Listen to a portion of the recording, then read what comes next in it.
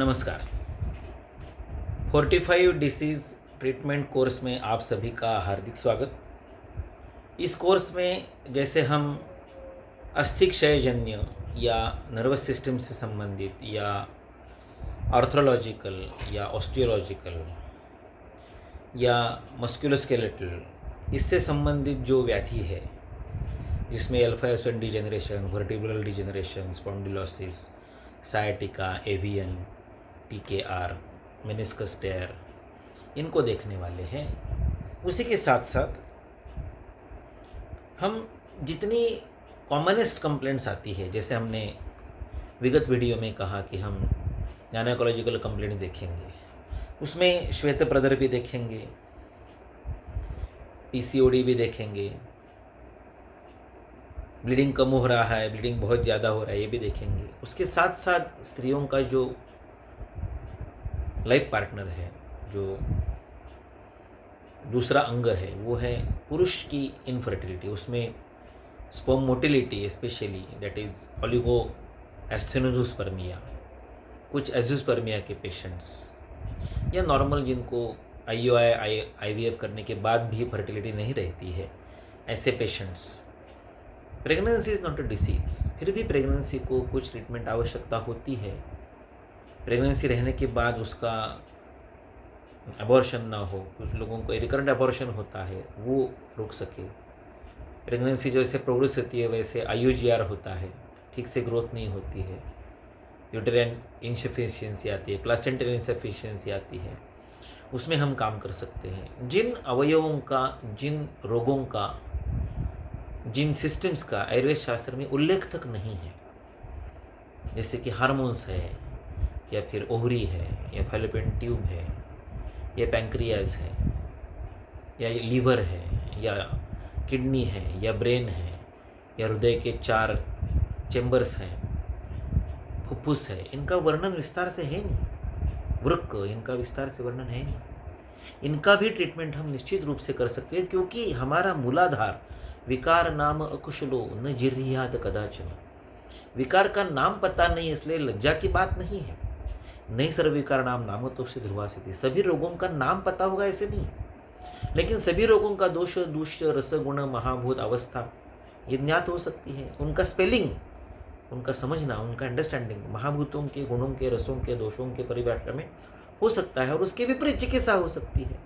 तो उतना काफ़ी होता है, और उतना काफ़ी होता है इसलिए हम ये कोर्स में आपको इतने कॉन्फिडेंस को बता रहे हैं। साइनसाइटिस होता है, कई दिनों तो लोगों को नाक जाम है, छींकें आ रही है, पानी बह रहा है, कान में आवाज़ आ रही है, कान बंद है, गला सूख गया है, गला फूल गया है, ऐसे साइनसाइटिस, फेरेंजाइटिस, ओटाइटिस, ऐसा ENT का प्रॉब्लम होता है, वो हम ठीक कर सकते हैं विदाउट ऑपरेशन।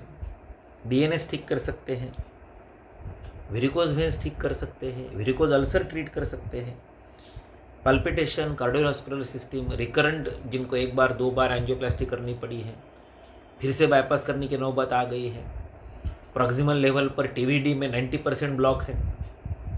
देखिए, डिस्टल ब्लॉक है तो कोई विशेष बात नहीं होती है, कोलेटरल्स तैयार हो जाते हैं। डिस्टल है तो उतना रिस्क भी नहीं होता, लेकिन प्रॉक्सिमल ब्लॉक है, 75% से ज़्यादा है, 1 2 नहीं, तीनों वेसल्स में है, TVD है, ट्रिपल वेसल डिसीज़ है।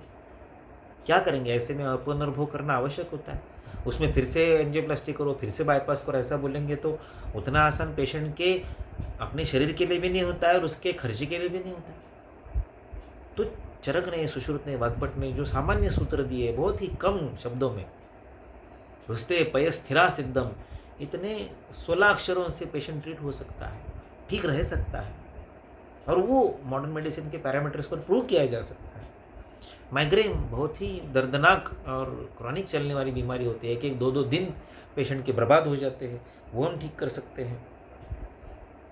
बहुत इमोशनल प्रॉब्लम होता है, हेयर लॉस, बाल झड़ रहे हैं, गंजापन आ गया है, टक्कल पड़ गया है, इस पर हम काम कर सकते हैं। एलर्जी पर हम काम कर सकते हैं, खुजली आ रही है, एंटीहिस्टामिन ले रहे हैं, सिट्रेजिन ले रहे हैं, हाफ रहा है, सांस फूल रही है एलर्जी के कारण, एलर्जिक राइनाइटिस है, किसी ने अगरबत्ती जला दी, किसी ने परफ्यूम मारा, हमको छींकें आ रही है, हमको तकलीफ हो रही है, शरीर पर धब्बे आ रहे हैं, अर्टिकेरिया हो रहा है, खुजली आ रही है, उसको हम ठीक कर सकते हैं। जंघा में खुजली आ रही है, प्राइवेट पार्ट्स पर खुजली आ रही है, बटक्स में खुजली आ रही है, फंगल इन्फेक्शन हो गया है, एंटी फंगल लेके हो गए, बहुत सारे क्रीम लगा के हो गए, स्टेरॉइड दे के हो गया, फिर भी नहीं जा रहे, उसको हम ट्रीट कर सकते हैं और पुनर्भव रूप में ट्रीट कर सकते हैं, उसको ज़िंदगी में फिर से फंगल इन्फेक्शन नहीं होता है, ऐसा हम कर सकते हैं। मूत्रगत जो व्याधियाँ हैं, अश्मरी है, किडनी में है, ब्लैडर में है, यूरेटर में फंस गया है, बहुत दर्द है, ब्लीडिंग हो रहा है, हाइड्रोनेफ्रोसिस है, उसको हम ठीक कर सकते हैं। सीकीडी को कुछ हद तक मैनेज कर सकते हैं, जब तक सेवनेट डिस्टर्ब नहीं हुआ है तब तक उसको हम ट्रीट कर सकते हैं। तो ऐसे जो कॉमनेस्ट कंप्लेंट्स हैं, एक्ने, बाल झड़ने, एसिडिटी, कॉन्स्टिपेशन, यहाँ से लेके तो पीसीओडी है, इनफर्टिलिटी है, पैंक्रियाटाइटिस है, कार्डियोवास्कुलर प्रॉब्लम है, सिरोसिस है, गॉलस्टोन हो गए हैं, ऐसे जो बार बार हमारे सामने आने वाले चैलेंजेस हैं कि उधर मॉडर्न मेडिसिन में कुछ नहीं हो रहा है। बहुत दिन ट्रीटमेंट ली, बहुत महीने ट्रीटमेंट ली, बहुत डॉक्टरों के पास गए, बहुत हॉस्पिटल में गए, बहुत एडमिशन हो गए, फिर भी नहीं हो रहा है। ऑपरेशन हो गए, फिर से हो गया। ऑपरेशन टालना है, ऑपरेशन बताया है वो नहीं करना है हमें।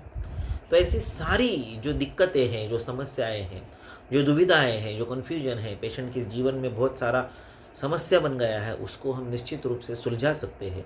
और हमारे अन्नदाता, भगवंत स्वरूप अन्नदाता पेशेंट के जीवन से हम अगर समस्या अपंदोभव रूप में बिना रसकल्प के, बिना पंचकर्म के सुलझा पाएंगे तो हम नीतिमत्ता के साथ साथ इथिकली, मॉरली, पुण्य के साथ साथ, आशीर्वाद के साथ साथ मालमत्ता भी कमा पाएंगे।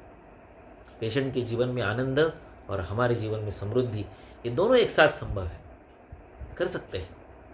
और इसीलिए इस कोर्स का हमने प्रणयन किया है कि आपके क्लिनिक में रोज़ रिपीटेड, बार बार आने वाले चैलेंजेस को, समस्याओं को, क्लिनिकल प्रेजेंटेशन को आप अच्छी तरह से ट्रीट कर पाओ। इसलिए काम करना है। देखिए, पंचकर्म तो हर अध्याय की शुरुआत में लिखा है, लेकिन पंचकर्म के लिए बहुत बड़ा सेटअप लगता है, स्टाफ लगता है, थेरेपिस्ट लगते हैं। हर वैद्य के पास ये संभव नहीं, हर वैद्य के पास उतना पैसा नहीं है, और शास्त्र भी नहीं करता कि सभी को पंचकर्म करो। पंचकर्म की अर्हता है बलस्थौल्याधिक कफान, अधिक पित्त, अधिक कफ, और उसके साथ साथ अधिक बलवान पेशेंट और शरीर का आकार अधिक। अभी जिसको रोग हुआ है उसके पास अधिक बल, अधिक स्थौल्य होगा क्या? नहीं होगा। तो पंचकर्म की अर्हता ही हम भूल गए। हम पंचकर्म सेटअप है इसलिए तुम पंचकर्म कर लो, इसमें जुड़े हैं। हम बेचने पर तुले हैं, हम सोचने का ध्यान ही नहीं रख रहे हैं। शास्त्र कहता है हरेन बहुंश चलान दोषान अल्पान अल्पान पुनः पुनः दुर्बलस्य मृदुर द्रव्येल अल्पान संशमयेत तुतान। रोज झाड़ू लगाते हो ना, कि दीवार में एक बार ही लगाते हो? तो रोज झाड़ू लगाओ। पेशेंट के शरीर से दोषों को थोड़े थोड़े, अल्पान अल्पान पुनः पुनः, थोड़ा थोड़ा, फिर से निकालते रहिए। नित्यमेनम विरेचय, धीरे धीरे निकालिए, क्या जल्दी है? एक साथ पंचकर्म में सारा तोड़फोड़ करके निकालने की क्या आवश्यकता है? तो बिना पंचकर्म सेटअप के, बिना स्टाफ के, बिना थेरेपिस्ट पर निर्भर रह के, बिना महंगे रसकल्प दिए, बिना पेशेंट के लीवर को, किडनी को चैलेंज किए हेवी मेटल के लिए, वैसे भी 2032 के बाद मर्क्यूरी पूरी दुनिया में बंद होने वाला है। तो ऐसी स्थिति में हम जिस शास्त्र से, जिस संहिता से पेशेंट का हेतु स्कंद यानी निदान, पेशेंट का लक्षण स्कंद यानी उसका क्लिनिकल प्रेजेंटेशन सीखते हैं, उसी संहिता में उल्लेखित चिकित्सा स्थान में जो औषध स्कंद है, उसी से पेशेंट को ठीक करना, यह हमारा परम कर्तव्य है, और वो संभावना है, वो सत्य है, वो सिद्ध है, वो सार्थक है। अगर हम चरकसु चिकित्सा कहते हैं तो हमें अधिकार नहीं है कि ज्वर के पेशेंट को हम त्रिभुवन कीर्ति दे दें। अगर हेतु स्कंद, लक्षण स्कंद संहिताओं में है तो वहाँ लिखा हुआ औषध स्कंद क्या निरुपयोगी है, असिद्ध है, असंभव है? नहीं है। तो अगर हेतु स्कंद, लक्षण स्कंद संहिताओं से सीखते हो तो उसी संहिता में लिखे हुए औषध स्कंद से पेशेंट को निश्चित रूप से, अपुनर्भव रूप से ठीक किया जा सकता है और जिंदगी भर ठीक रखा जा सकता है। एक ही पेशेंट से बार बार पैसा लेने के बजाय एक पेशेंट को हमेशा के लिए ठीक करो और उसके द्वारा 10 नए पेशेंट का रेफरल पाओ। ये प्रैक्टिस की वृद्धि है, ये हम करेंगे। हम प्रैक्टिस को संख्यात्मक नहीं, गुणात्मक रूप से बढ़ाएंगे। Not in linear growth but in multiple growth. हम एक सामान्य रूप से हमारे प्रैक्टिस में ग्रोथ नहीं लाएंगे, हम एक्सपोनेंशियल ग्रोथ की ओर जाएंगे। और वो भी नीतिमत्ता के साथ, शास्त्र के साथ, आयुर्वेद के साथ, किसी भी अन्य शास्त्र को शरण गए बिना हम ये सब करेंगे। और ये करके देखा है, हज़ारों पेशेंट पर पिछले 25 साल में करके उन ठीक हुए पेशेंट को आज तक ठीक रखे, उन्हीं पेशेंट से नए रेफरेंस प्राप्त करके और कोई भी झोल किए बिना, कहीं पर भी टीवी पर जाकर फेक स्वरूप में पैसे देकर रियलिटी शो या फिर मेरा इंटरव्यू ले लो ऐसे चैनल पर गए बिना, कहीं पर बोर्ड लगाए बिना, कहीं पर मेनू कार्ड छापे बिना एथिकल प्रैक्टिस करें। Patient to patient mouth publicity, patient के विश्वास से, पेशेंट के समाधान से, पेशेंट के आशीर्वाद से नया पेशेंट आते आते आते एक निश्चित रूप से समाधानकारक और पुण्यकारक प्रैक्टिस, और वो भी वैभव की ओर ले जाने वाली, सुनिश्चित समृद्धि की ओर जाने वाली, निरंतर और चिरंतन यश की ओर जाने वाली प्रैक्टिस के लिए आइए 45 डिसीज़ के इस ट्रीटमेंट कोर्स में आप सभी का हार्दिक स्वागत। हम सब सहकारी है, सहपाठी है, सहाध्यायी है, सन्मित्र है, हम आपके कल्याण मित्र हैं। प्राणाभी सर द्वारा संचालित और मित्र द्वारा प्रस्तुत 45 डिसीज़ के ट्रीटमेंट कोर्स में आप सभी को हार्दिक निमंत्रण, आप सभी का हार्दिक स्वागत। मैं वैद्य ऋषिकेश मेहत्रे अर्थात फाउंडर मेहत्रे आयुर्वेद पुणे महाराष्ट्र आप सभी का हार्दिक स्वागत करता हूँ। संगच्छध्वम संवदध्वम।